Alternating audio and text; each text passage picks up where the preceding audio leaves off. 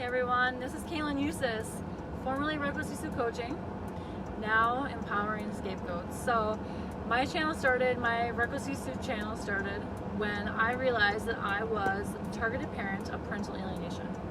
Now, if you don't know what the heck that means, it means I co-parented with a narcissist or a toxic person and had children with them, and they essentially scapegoated me and brainwashed and turned my children against me.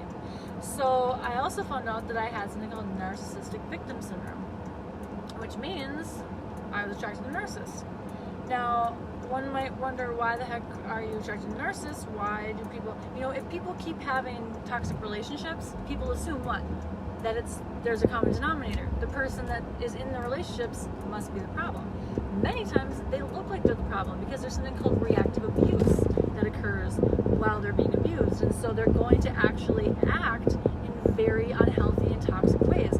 Now, this can be very destructive when, sorry, I'm putting something in my GPS. This can be very destructive when you're a child and you start to believe, and you're brought up to believe, that you are bad, that there's something essentially defective and wrong with you. And the reason this happens, you guys, is because you are strong.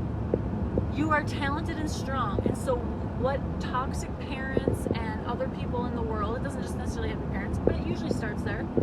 What people do is think, well, they're strong, they can take it. They can take it. Because they're so insanely weak that they can't face themselves. So they have to take that anger, they have to take that shame, generally shame, take that shame, that guilt, and project it onto someone else.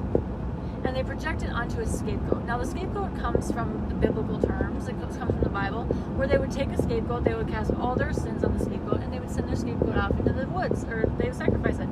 Sound like someone else, Jesus? See, now, Jesus was the original scapegoat. Jesus was the OG scapegoat, okay?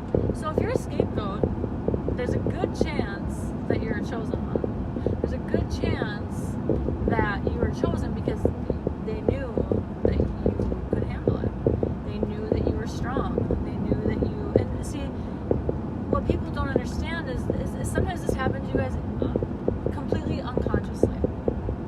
One doesn't necessarily always think, I'm going to scapegoat this person, and this is my scapegoat, and this is my golden child, which is what they call the child who the parent loves. I mean, there's different variations in a toxic family system, and I won't necessarily get all into that right away. But I want you to understand what a scapegoat is. I just posted a picture that I got from one of my mentors that said, the black sheep is generally the person who's telling the truth. This couldn't be more true, you guys. You're the truth teller. You were the one who spoke up. You were the one that wasn't afraid of your caregiver. People like that, toxic people, will control by fear, through fear. And when you're a kid, you're easily controlled by through fear in your parents, And if you just didn't really care, it didn't bother you, and you're tough and you can take it, and you still spoke up anyways, or you just rebelled, or some people, it's just not in their nature. And they hate this. And if you're what they'll do is they'll smear you behind your back and tell lies about you, tell people that you're a liar, tell people that you're this and that, because if you ever expose them, or you ever talk about the abuse that they did to you, they don't want people to believe it. So they're getting ahead of the game, and they're making sure that everybody potentially in your life thinks negatively about you, so that way you won't be believed. But what this does essentially is when everyone around you starts treating you a certain way, and they start shaming you, and they may not out and out say, we think you're bad, but you're going to understand this. They're going to communicate this to you through their body language, through nonverbal communication, by the way they treat you, things they say to you, sideways comments, and you might be like, why do they act like this to me? Why do they treat me like this?